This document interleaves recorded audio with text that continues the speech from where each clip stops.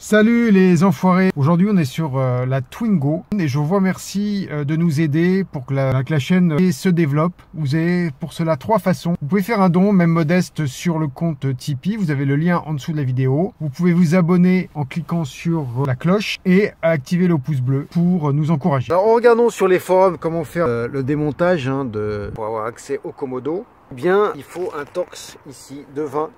Voilà mon Torx de 20 avec lequel je vais démonter ma vis. Donc là vous voyez ça se déclipse. Donc facilement, on a dû retirer qu'une seule vis que voici. Et en fait on a bien les deux vis là, une ici qui va nous permettre de retirer la partie supérieure.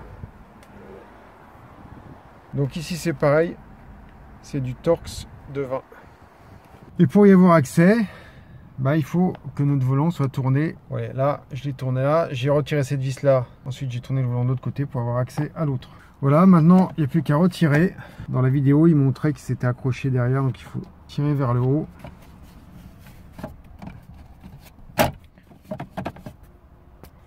Voilà, notre pièce est venue. Donc, si vous avez besoin de démonter maintenant la partie essuie-glace, le Komodo essuie-glace, je vais vous montrer comment il faut faire. Alors, il y a deux Torx. Un ici et un là, et ça va venir tout seul. Voilà, donc pour le remontage, je vous conseille de mettre d'abord le capot là. Alors, si on essaye de le clipser comme ça, c'est compliqué, donc vaut mieux le passer sur le côté. Voilà.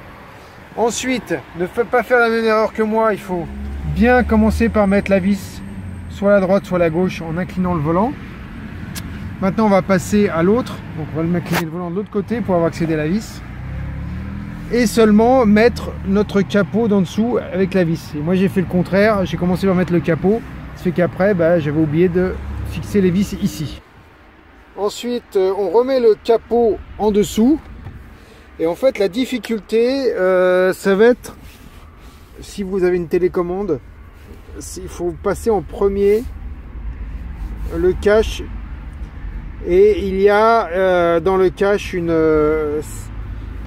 c'est incisé de telle sorte qu'on puisse le passer. Mais il faut commencer par là avant de mettre le reste, sinon vous allez galérer. Donc dernière étape, on va mettre notre vis ici. Et la vis en fait elle prend appui sur la patte qui est à l'intérieur, et c'est la patte qui est solidaire de notre capot du dessus. Voilà les enfoirés, j'espère que cette vidéo vous a plu. Vous avez trois façons d'aider la chaîne et qu'elle se développe.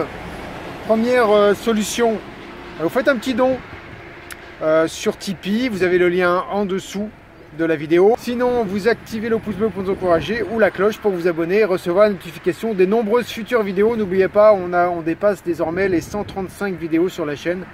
Je vous dis à très bientôt les enfoirés. Ciao!